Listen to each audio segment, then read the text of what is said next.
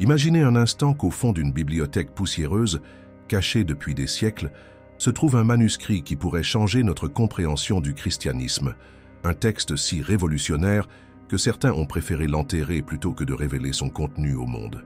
Aujourd'hui, nous parlons de Marie-Madeleine, mais pas de la Marie-Madeleine que l'on vous a peut-être enseignée, pas de la pécheresse repentie, ni de la femme silencieuse suivant les apôtres de loin. Nous parlons de la Marie-Madeleine, que certains manuscrits anciens décrivent comme la disciple la plus proche de Jésus, celle qui aurait reçu des enseignements secrets, celle qui aurait été désignée pour transmettre les mystères les plus profonds du message christique. Pendant des siècles, des textes ont circulé en secret passant de main en main, préservés par des communautés qui refusaient de laisser mourir certaines vérités. Des manuscrits qui racontent une histoire différente, plus nuancée, plus riche de celle que nous connaissons aujourd'hui. Mais pourquoi certains textes ont-ils survécu alors que d'autres ont disparu? Qui a décidé quels évangiles devaient être lus par les fidèles et lesquels devaient être oubliés? Et surtout, que contenaient ces écrits interdits qui les rendaient si dangereux aux yeux de certaines autorités religieuses? L'Évangile, selon Marie-Madeleine, n'est pas une légende moderne. C'est un document historique, un manuscrit authentique découvert au début du XXe siècle, écrit en copte, une langue parlée dans l'Égypte antique.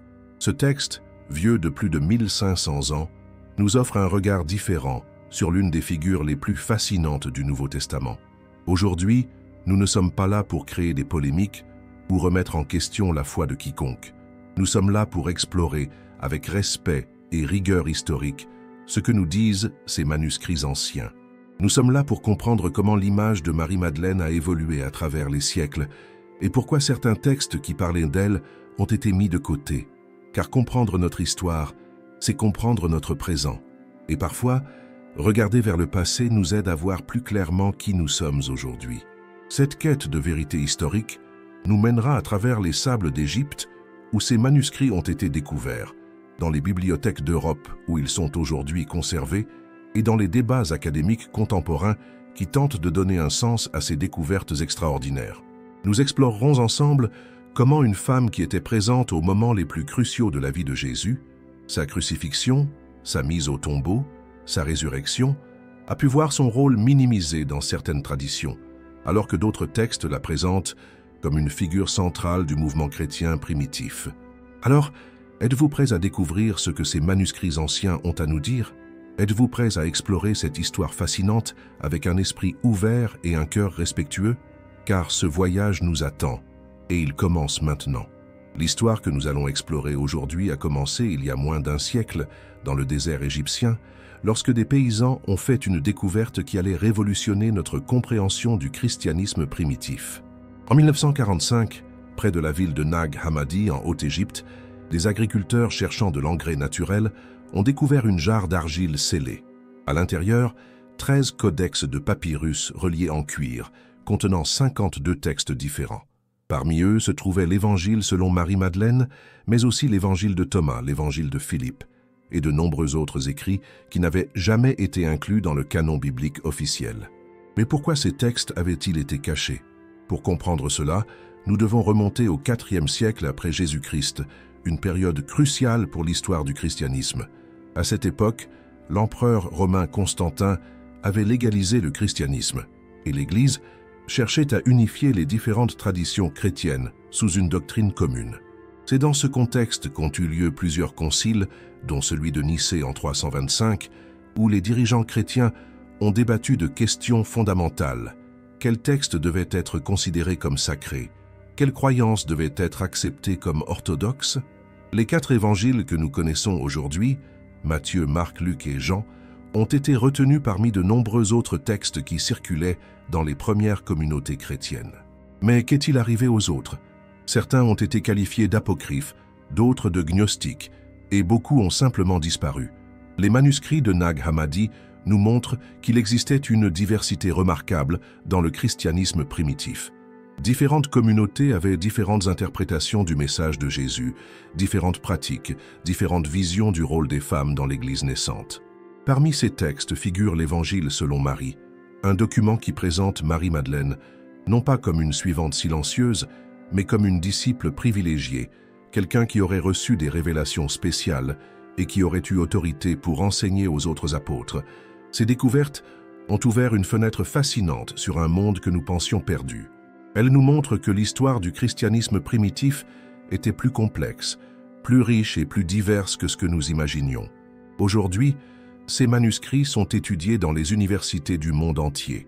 Des spécialistes en langues anciennes, des historiens, des théologiens, travaillent ensemble pour comprendre leur signification. Ils ne cherchent pas à révolutionner la foi, mais à enrichir notre compréhension de cette période fascinante de l'histoire. Si cette quête de connaissance vous passionne autant que moi, si vous voulez continuer à explorer ces mystères de l'histoire avec rigueur et respect, alors rejoignez notre communauté. Abonnez-vous à cette chaîne, car ensemble, nous allons découvrir des trésors de sagesse que le temps avait cachés. Nous ne sommes pas là pour détruire, mais pour comprendre. Nous ne sommes pas là pour diviser, mais pour enrichir notre vision du passé. Cliquez sur s'abonner, car ce voyage ne fait que commencer. Avant d'explorer les textes qui ont été écartés, posons les fondations. Que nous disent exactement les évangiles officiels sur Marie-Madeleine? Car pour comprendre ce qui rend les textes apocryphes si particuliers, nous devons d'abord bien connaître ce que dit la tradition établie. Dans l'évangile de Luc, nous apprenons que Marie, appelée Madeleine, était une femme de laquelle étaient ressortis 7 démons. Elle faisait partie du groupe de femmes qui suivaient Jésus et les 12 apôtres et qui les assistaient de leur bien. Déjà, nous voyons qu'elle n'était pas une simple spectatrice, mais une participante active qui soutenait matériellement le mouvement. L'évangile de Marc nous dit qu'elle était présente lors de la crucifixion, regardant de loin avec d'autres femmes. Elle a également assisté à la mise au tombeau de Jésus. Mais c'est dans la description de la résurrection que son rôle devient vraiment remarquable. Selon l'évangile de Jean, Marie-Madeleine est la première à se rendre au tombeau le dimanche matin. Elle découvre que la pierre a été roulée et court avertir Pierre et Jean.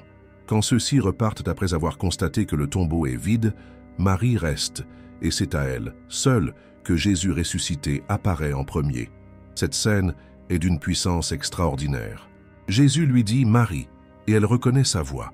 Il lui confie alors une mission cruciale. « Va vers mes frères et dis-leur, je monte vers mon Père et votre Père, vers mon Dieu et votre Dieu. » Pensez à la signification de ce moment.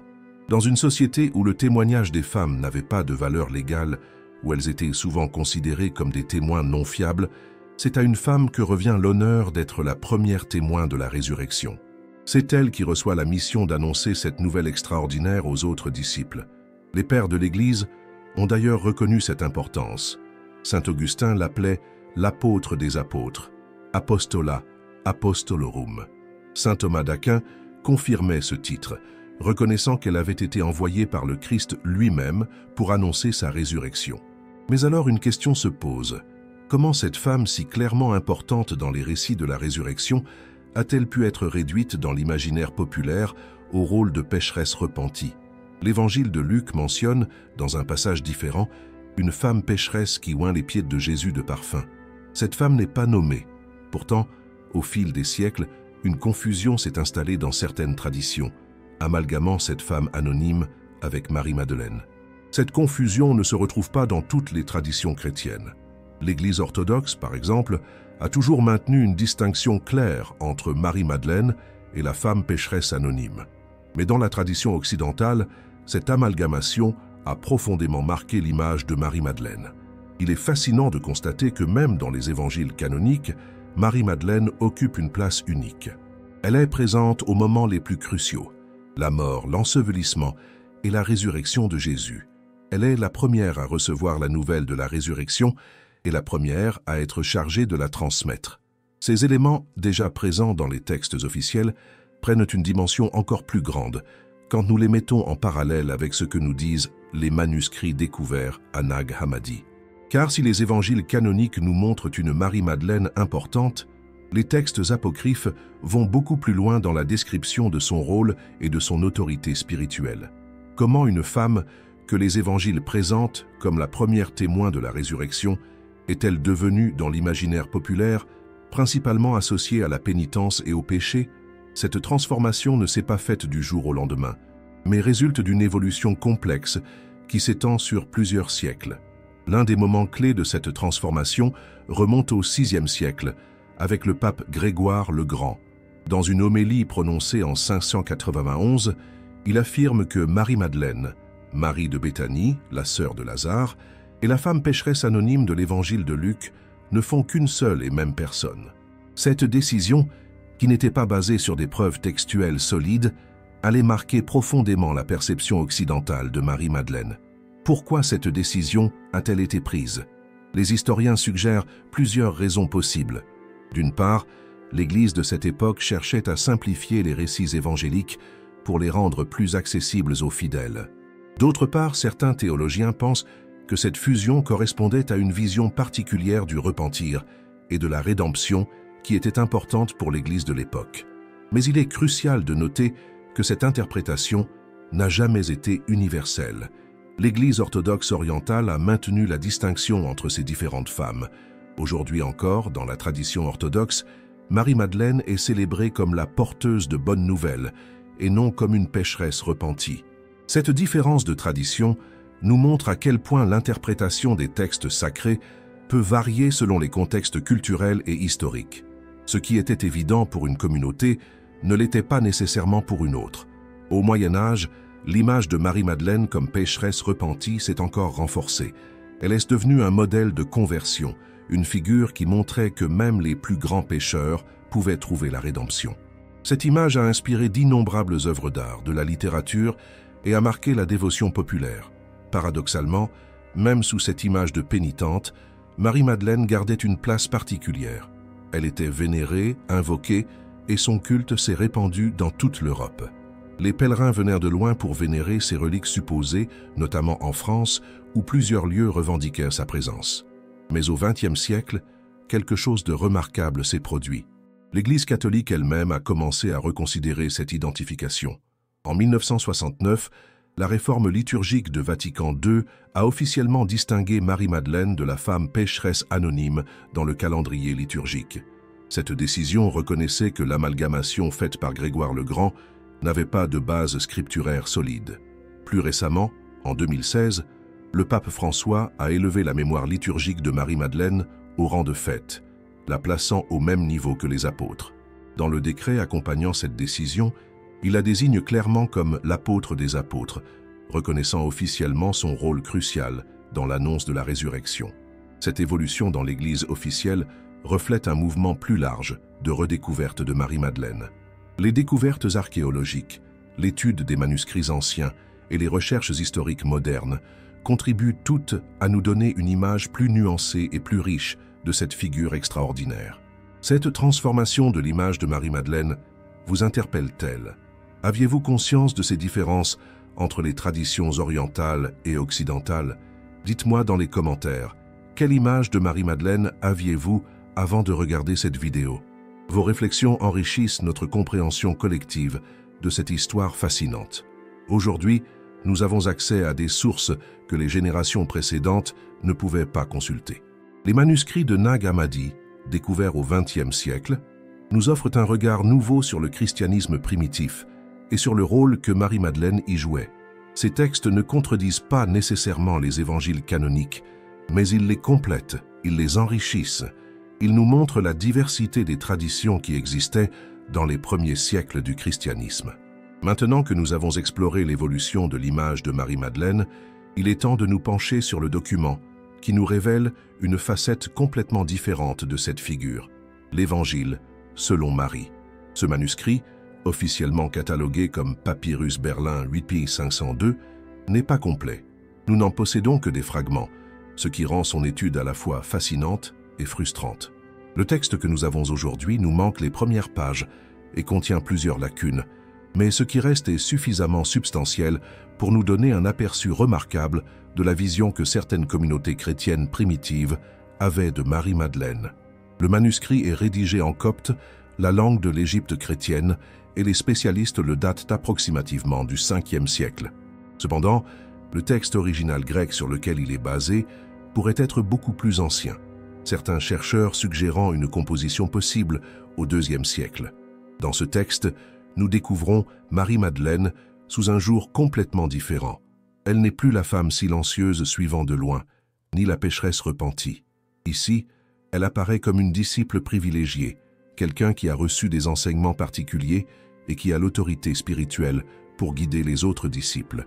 Le texte s'ouvre sur une scène où Jésus donne ses dernières instructions aux disciples avant de les quitter. Il les exhorte à prêcher l'Évangile et les met en garde contre ceux qui pourraient les égarer en prétendant avoir vu le Fils de l'homme sous une forme particulière. Après le départ de Jésus, les disciples sont troublés et inquiets. C'est alors que Marie-Madeleine prend la parole. Le texte dit « Marie se leva, les salua tous et dit à ses frères « Ne pleurez pas, ne soyez pas dans la peine, et ne soyez pas dans l'indécision, car sa grâce sera avec vous tous et vous protégera. » Cette image de Marie consolant et encourageant les disciples est remarquable. Elle ne se contente pas de recevoir du réconfort, elle en donne. Elle assume un rôle de leadership spirituel dans un moment de crise. Pierre demande alors à Marie de partager avec eux les enseignements que Jésus lui aurait donnés en privé, les paroles du Sauveur dont tu te souviens, que nous ne connaissons pas et que nous n'avons pas entendues. Cette demande reconnaît explicitement que Marie a eu accès à des enseignements particuliers. Marie accepte et commence à raconter une vision dans laquelle Jésus lui aurait expliqué la nature de l'âme et son voyage à travers différents niveaux de réalité spirituelle. Ces enseignements relèvent de ce que les chercheurs appellent la tradition gnostique, une approche du christianisme qui mettait l'accent sur la connaissance spirituelle directe et personnelle. Mais voici ce qui est particulièrement intéressant. Quand Marie termine son récit, les réactions des autres disciples sont mitigées. André exprime ses doutes. « Frère, que pensez-vous de ce qu'elle a dit? Moi, je ne crois pas que le Sauveur ait dit cela.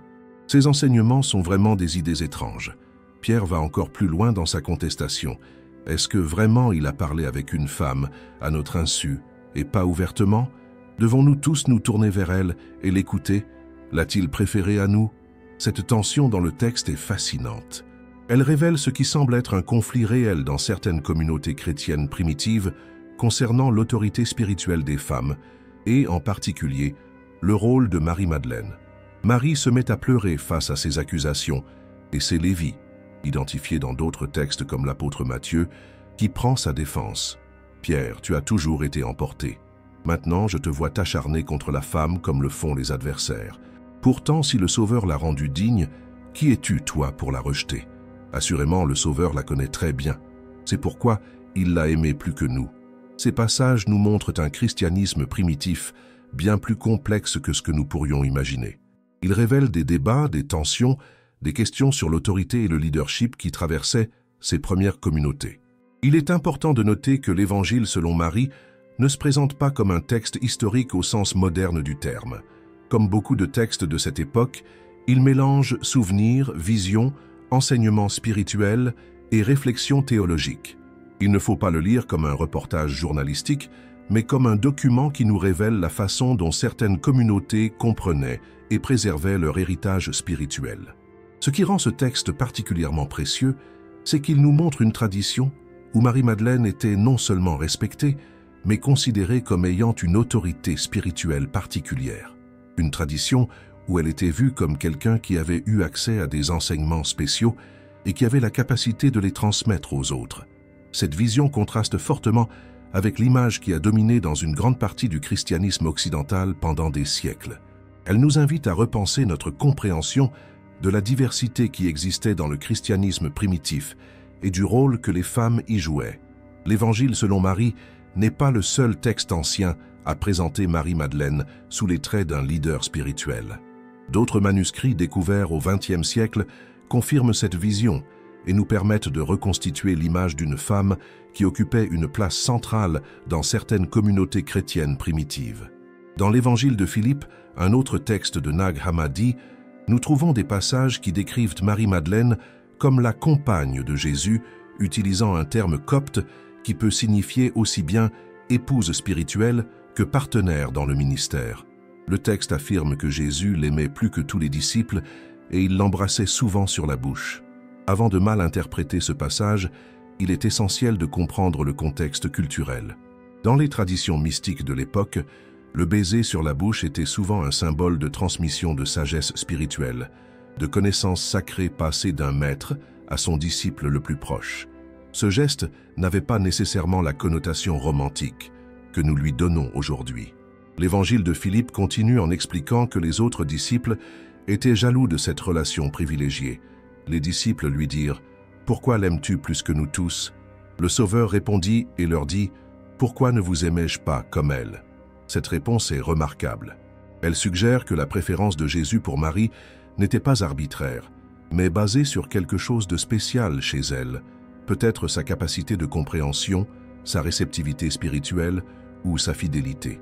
Dans un autre texte, l'évangile de Thomas, bien qu'il n'accorde pas à Marie-Madeleine une place aussi centrale, nous trouvons un passage intrigant à la fin. Pierre déclare que Marie sorte de parmi nous, parce que les femmes ne sont pas dignes de la vie. Jésus répond « Voici, moi je l'attirerai pour la rendre mâle, afin qu'elle aussi devienne un esprit vivant semblable à vous, mâle, car toute femme qui se fera mâle entrera dans le royaume des cieux. » Ce passage, choquant pour nos sensibilités modernes, doit être compris dans son contexte historique. Dans la pensée de l'époque, le masculin était souvent associé au spirituel et à l'éternel, tandis que le féminin était associé au matériel et au temporel. La transformation en mâle, dont parle ce texte, n'est pas littérale mais symbolique. Elle représente l'accès à la pleine réalisation spirituelle. Ce qui est important dans ce passage, c'est que Jésus rejette catégoriquement l'idée de Pierre selon laquelle les femmes seraient indignes de la vie spirituelle. Il affirme au contraire que Marie, et par extension toutes les femmes, peuvent atteindre le même niveau de réalisation spirituelle que les hommes. Ces textes nous révèlent l'existence de communautés chrétiennes, où les femmes jouèrent des rôles de leadership spirituel. Des communautés où Marie-Madeleine était vénérée non seulement comme témoin de la résurrection, mais comme détentrice d'enseignements particuliers et comme guide spirituel. Les recherches historiques modernes confirment que le christianisme primitif était beaucoup plus diversifié dans ses pratiques et ses croyances que nous ne l'imaginions. Certaines communautés étaient dirigées par des femmes. D'autres accordaient aux femmes des rôles de prédication et d'enseignement qui leur seront plus tard interdits. L'historienne Karen King, de Harvard, a consacré une grande partie de sa carrière à étudier ces textes. Ses recherches montrent que la question du leadership féminin était un sujet de débat intense dans le christianisme primitif. Certains groupes l'acceptaient pleinement, d'autres le rejetaient, et beaucoup se situaient quelque part entre ces deux positions. Cette diversité nous aide à comprendre pourquoi des textes comme l'Évangile selon Marie ont été préservés par certaines communautés. Ils représentaient une tradition où Marie-Madeleine incarnait la possibilité pour les femmes d'accéder au plus haut niveau de la vie spirituelle. Il est important de noter que cette vision de Marie-Madeleine comme leader spirituel ne doit pas être comprise comme une opposition à l'autorité masculine, mais plutôt comme une complémentarité. Dans beaucoup de ces textes, Marie travaille avec les autres disciples, elle les console, les encourage, les enseigne. Son autorité ne diminue pas la leur, elle l'enrichit. Cette compréhension nous invite à repenser notre vision du christianisme primitif. Loin d'être un mouvement monolithique avec une seule vision du leadership et de l'autorité, il était composé de multiples communautés, chacune avec ses propres traditions, ses propres interprétations, ses propres pratiques. Et dans plusieurs de ces communautés, Marie-Madeleine occupait une place d'honneur, non seulement comme témoin privilégié de la résurrection, mais comme guide spirituel, comme détentrice de sagesse, comme modèle de ce que la vie spirituelle pouvait offrir à tous, hommes et femmes.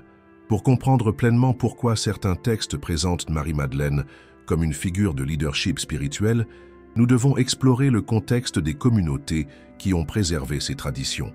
Beaucoup de ces manuscrits proviennent de ce que les historiens appellent les communautés gnostiques, un terme qui vient du grec gnosis, signifiant connaissance.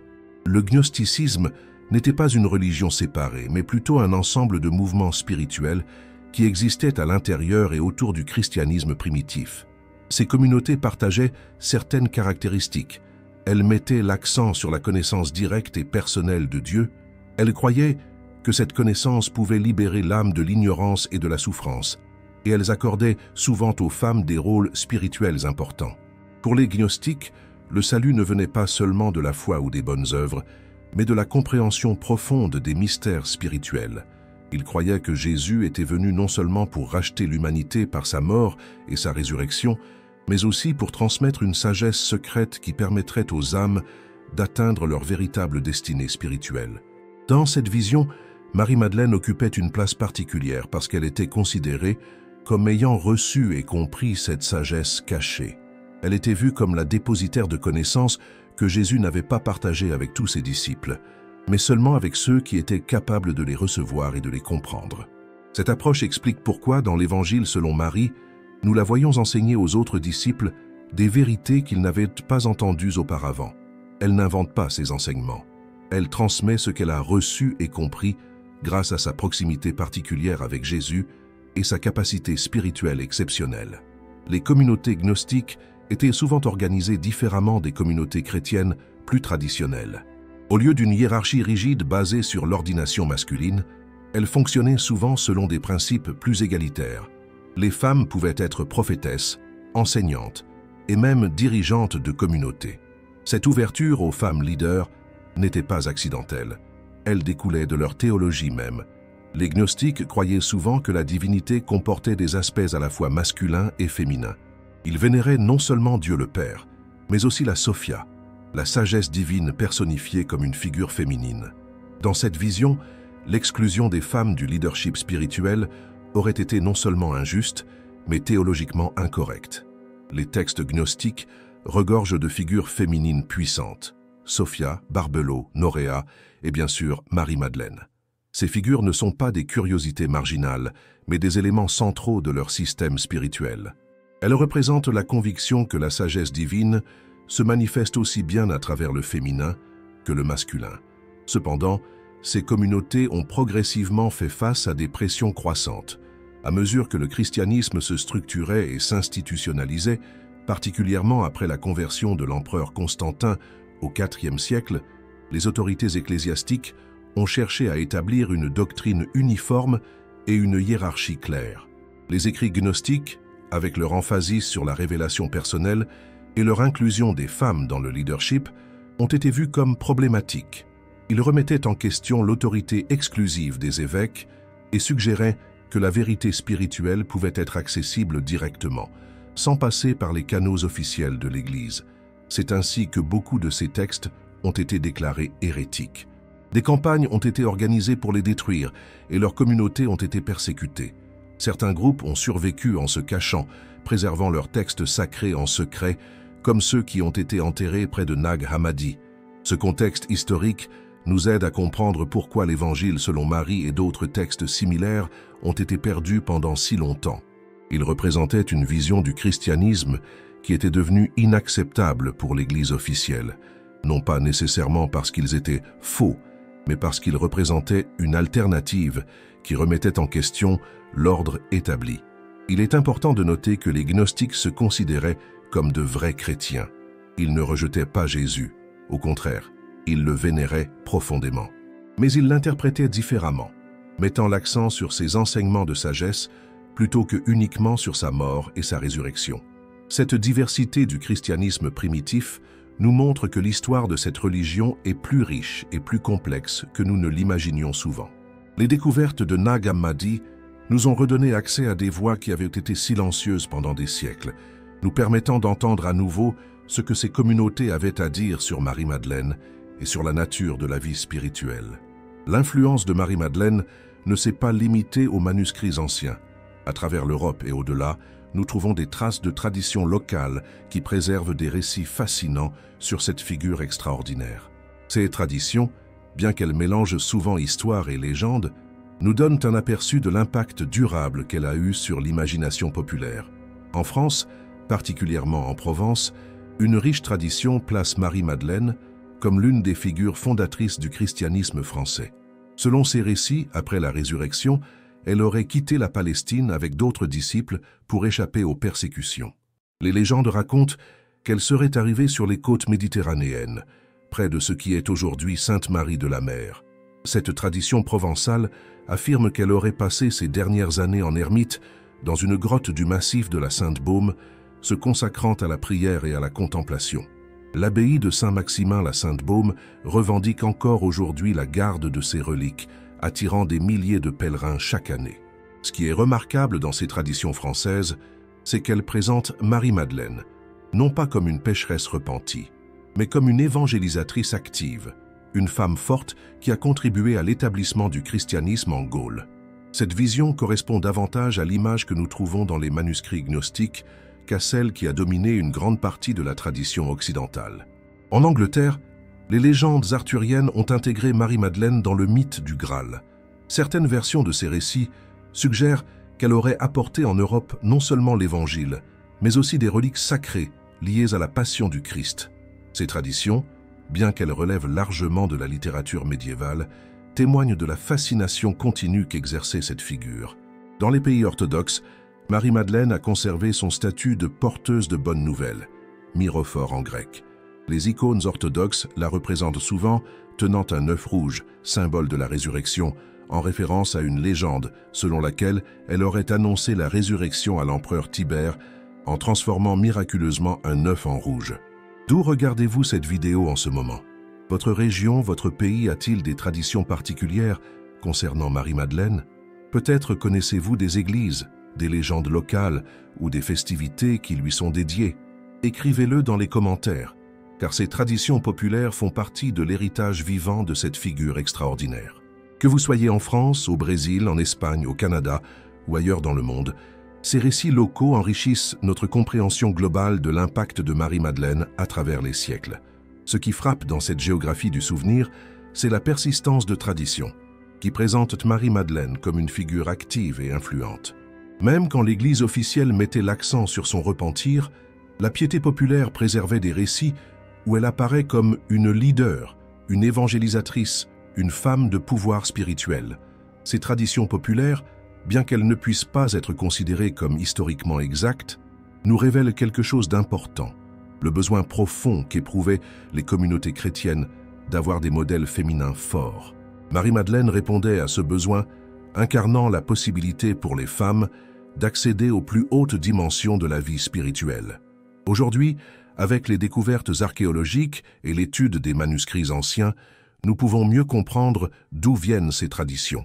Elles ne sortent pas de nulle part, mais puisent leurs racines dans des sources très anciennes, des sources qui préservaient une vision de Marie-Madeleine différente de celle qui est devenue dominante dans une partie du christianisme occidental.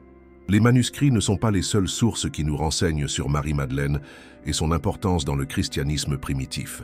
L'archéologie moderne nous apporte également des éléments fascinants qui complètent notre compréhension de cette période.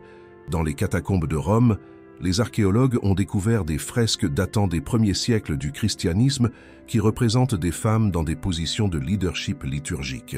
Certaines de ces femmes portent des titres comme épiscopat, évêque féminin, ou presbytera, prêtresse, suggérant que les rôles de direction religieuse n'étaient pas exclusivement masculins dans certaines communautés chrétiennes primitives. Une découverte particulièrement intéressante a été faite dans la catacombe de Saint-Calixte, où une mosaïque du IVe siècle représente une femme aux côtés du Christ, dans une position d'égalité avec les disciples masculins. Bien que l'identification de cette femme reste débattue, certains spécialistes suggèrent qu'il pourrait s'agir de Marie-Madeleine, représentée selon la tradition qui la considérait comme l'apôtre des apôtres. En Égypte, terre d'origine de nombreux manuscrits gnostiques, les fouilles archéologiques ont révélé l'existence de communautés chrétiennes où les femmes jouaient des rôles importants. Dans le monastère de Kélia, par exemple, des papyrus ont été découverts qui mentionnent des amas, mères spirituelles, dirigeant des communautés mixtes de moines et de moniales. Ces découvertes archéologiques nous aident à contextualiser les textes comme l'Évangile selon Marie. Elles montrent que l'idée de femme leader spirituelle n'était pas une invention tardive ou une fantaisie littéraire, mais correspondait à une réalité historique dans certaines régions du monde chrétien primitif. Les techniques modernes d'analyse des manuscrits nous apportent également de nouveaux éclairages. La spectroscopie infrarouge et l'imagerie multispectrale permettent aujourd'hui de lire des textes qui semblaient effacés ou perdus. Grâce à ces technologies, les chercheurs ont pu récupérer des fragments supplémentaires de l'Évangile selon Marie et d'autres textes similaires. Une découverte récente particulièrement significative a été l'identification de plusieurs copies fragmentaires de l'Évangile, selon Marie, dans différentes collections. Cela suggère que ce texte avait une diffusion plus large qu'on ne le pensait initialement, et qu'il était lu dans plusieurs communautés dispersées géographiquement. L'analyse scientifique des papyrus nous renseigne aussi sur les conditions de leur préservation. Les manuscrits de Nag Hammadi, par exemple, montrent des signes d'avoir été soigneusement préparés avant leur enfouissement. Ils étaient enveloppés dans des tissus et placés dans des jarres étanches, suggérant que leur dissimulation était planifiée et organisée, probablement en réponse à des persécutions ou à des interdictions officielles. Des analyses chimiques ont révélé que certains de ces manuscrits avaient été copiés sur du papyrus de très haute qualité, indiquant que les communautés qui les possédaient accordaient une grande valeur à ces textes. Ce n'étaient pas des documents marginaux ou négligés, mais des œuvres soigneusement préservées et transmises.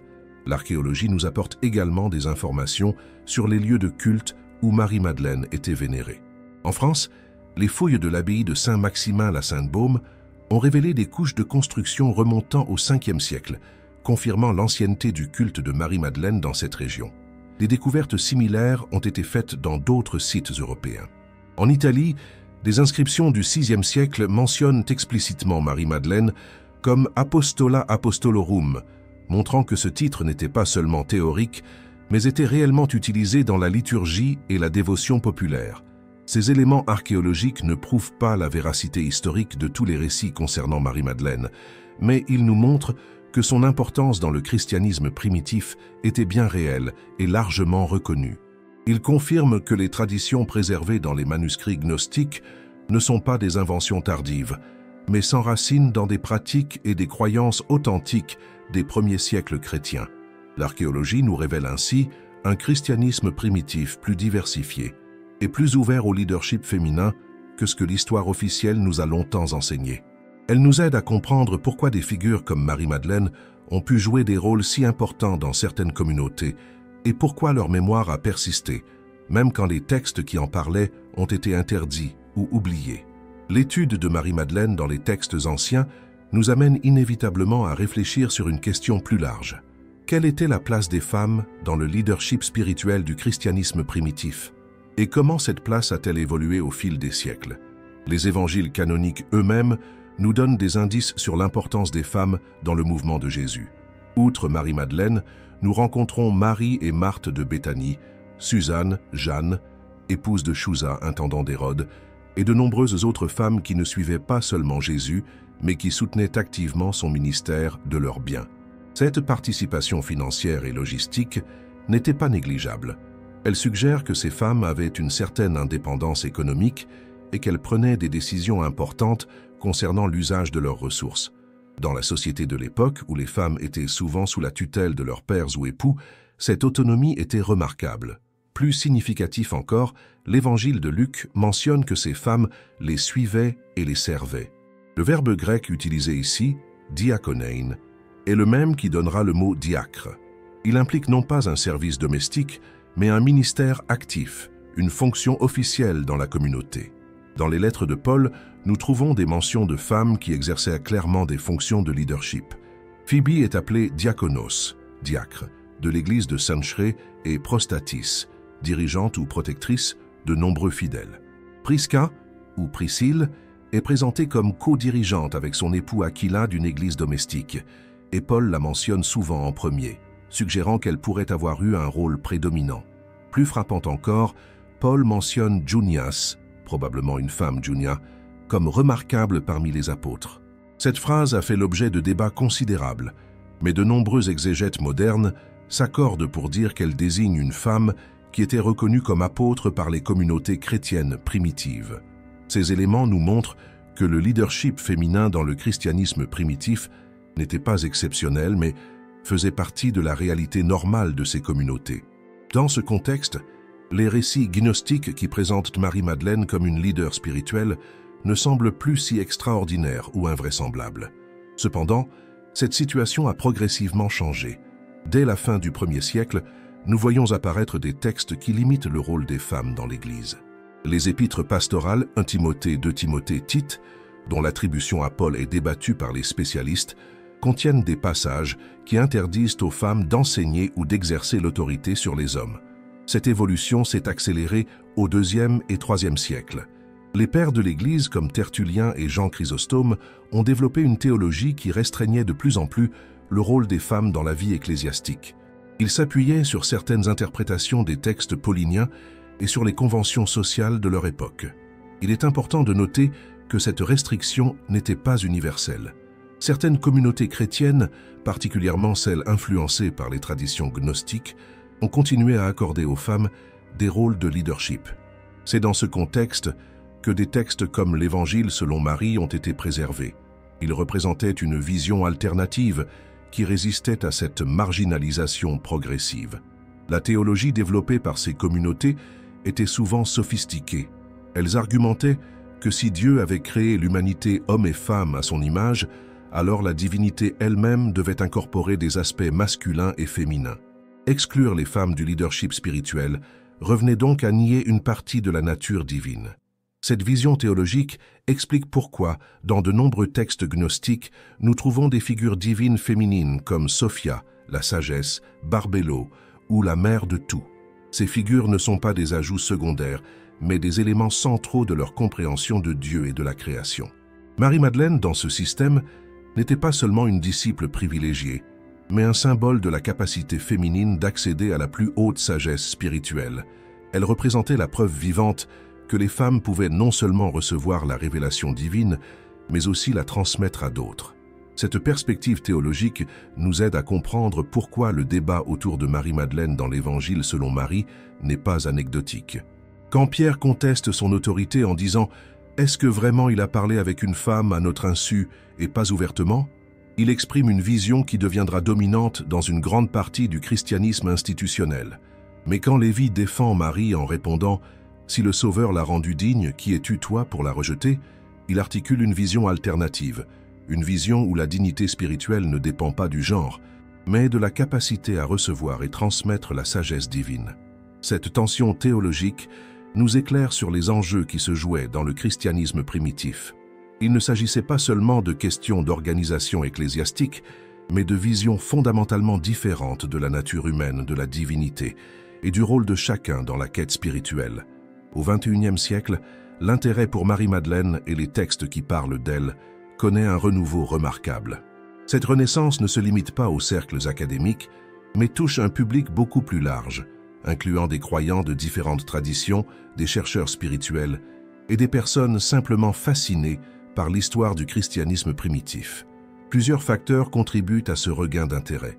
D'abord, l'amélioration des techniques de recherche historique et archéologique nous donne accès à des sources qui étaient auparavant inaccessibles ou mal comprises.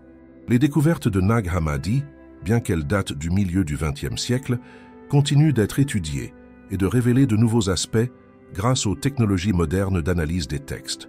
Ensuite, l'évolution des sensibilités contemporaines concernant l'égalité des genres nous rend plus réceptifs à des récits qui présentent des femmes dans des rôles de leadership spirituel.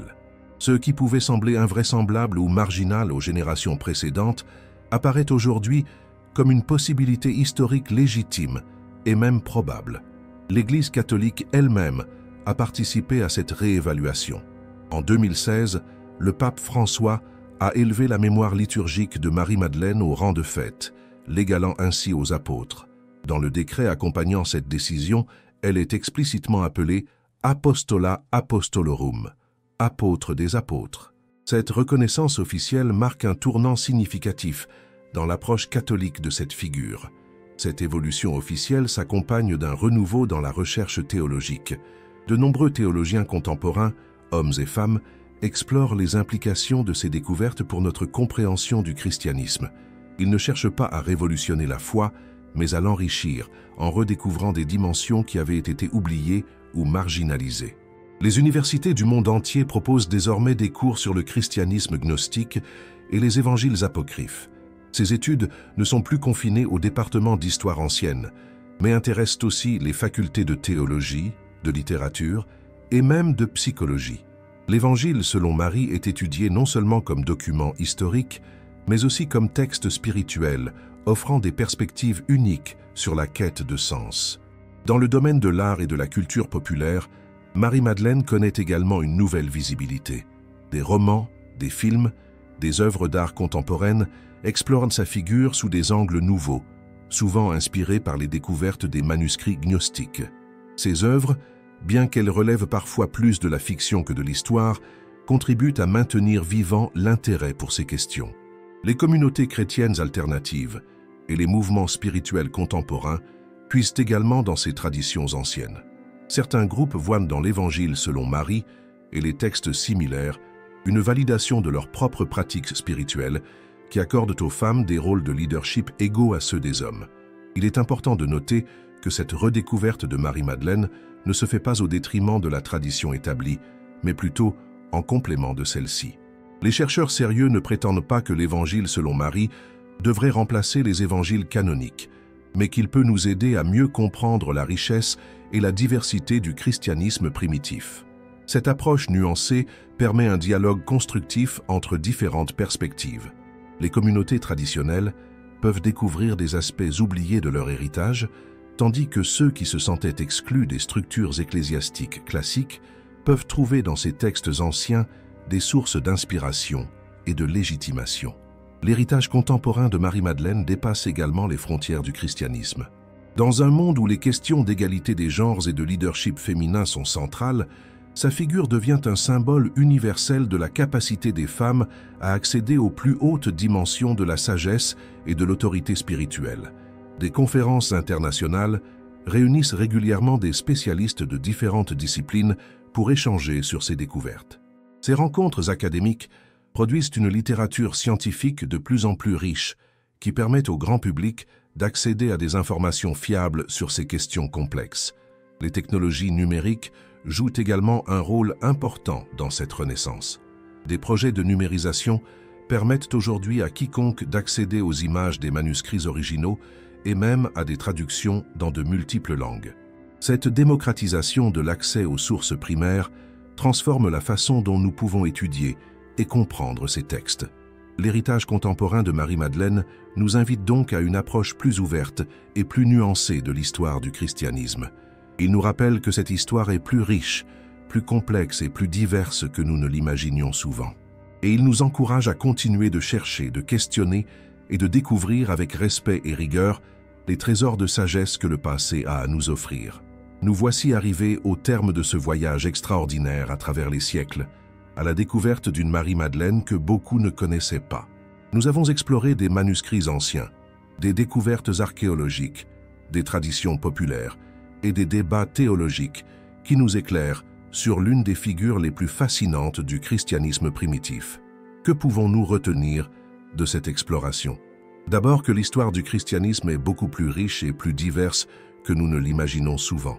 Les découvertes du XXe siècle, particulièrement celles de Nag Hammadi, nous ont redonné accès à des voix qui avaient été silencieuses pendant des siècles.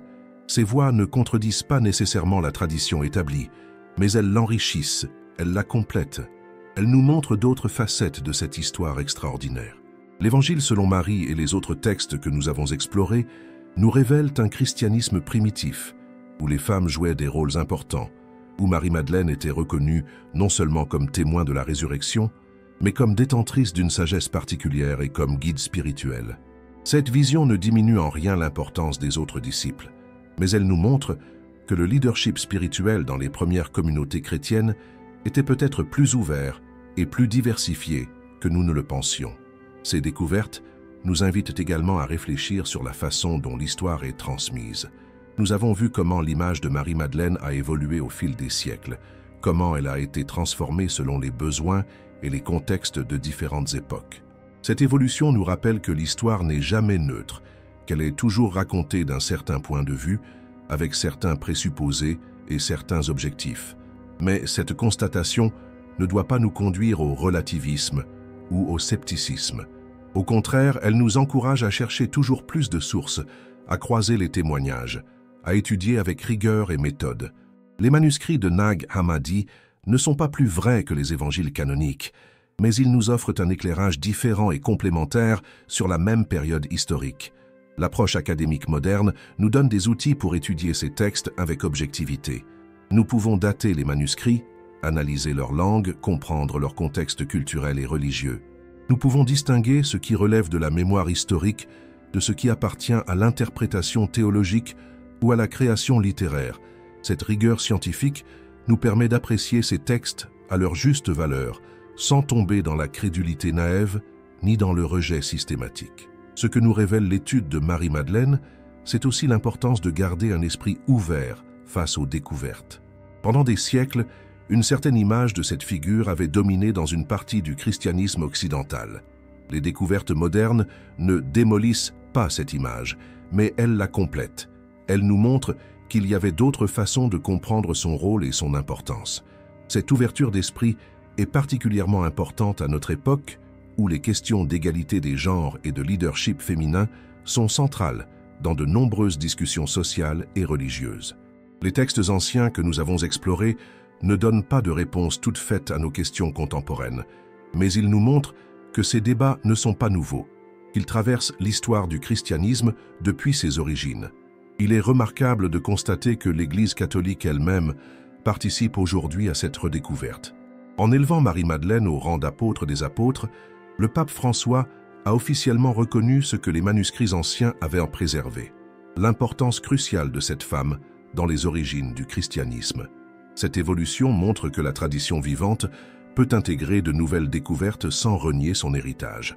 Pour nous qui vivons au XXIe siècle, cette histoire de Marie-Madeleine nous enseigne plusieurs choses importantes.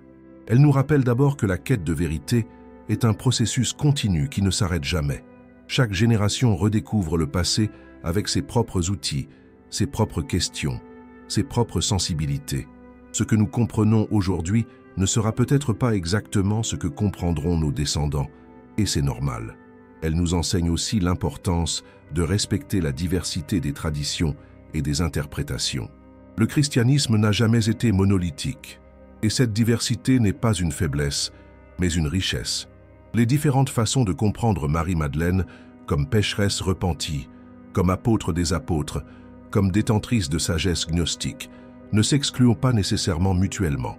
Elles peuvent coexister et s'enrichir mutuellement. Enfin, cette histoire nous rappelle que chaque être humain, homme ou femme, porte en lui une dignité spirituelle fondamentale.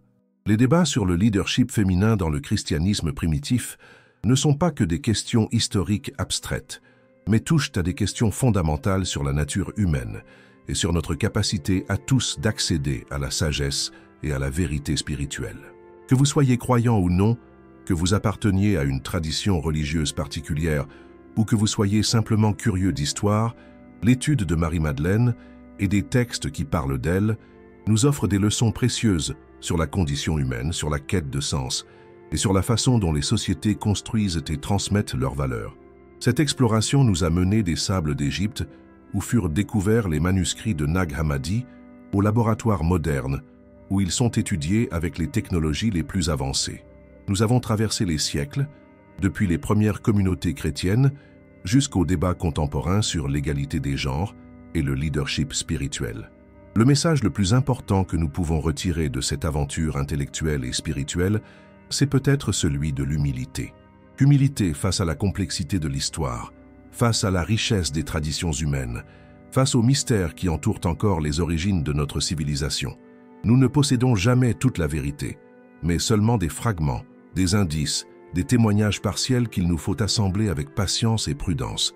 L'Évangile selon Marie nous enseigne cette humilité de façon particulièrement frappante. Ce texte fragmentaire, incomplet, parfois difficile à comprendre, nous rappelle que notre connaissance du passé est toujours lacunaire. Mais paradoxalement, c'est peut-être cette incomplétude qui rend ces découvertes si précieuses. Elles nous obligent à réfléchir, à questionner, à imaginer, plutôt qu'à accepter passivement des certitudes toutes faites. La figure de Marie-Madeleine elle-même incarne cette complexité. Tour à tour pécheresse repentie, apôtre des apôtres, détentrice de sagesse secrète, évangélisatrice, mystique, elle échappe à toute définition simple. Cette multiplicité de visages ne doit pas nous frustrer, mais nous enrichir. Elle nous montre que les grandes figures de l'histoire humaine sont toujours plus riches, plus nuancées, plus mystérieuses que les images simplifiées que nous en retenons parfois. Dans notre monde contemporain, où les certitudes semblent souvent ébranlées, où les traditions sont questionnées, où les autorités sont remises en cause, l'exemple de Marie-Madeleine peut nous inspirer. Elle nous montre qu'il est possible de rester fidèle à une quête spirituelle authentique, tout en gardant un esprit critique et ouvert. Elle nous enseigne que la véritable autorité spirituelle ne vient pas du pouvoir institutionnel, mais de la profondeur de la compréhension et de l'authenticité de l'engagement. Les communautés qui ont préservé l'Évangile selon Marie et les autres textes gnostiques nous donnent également un exemple remarquable de résistance intellectuelle et spirituelle.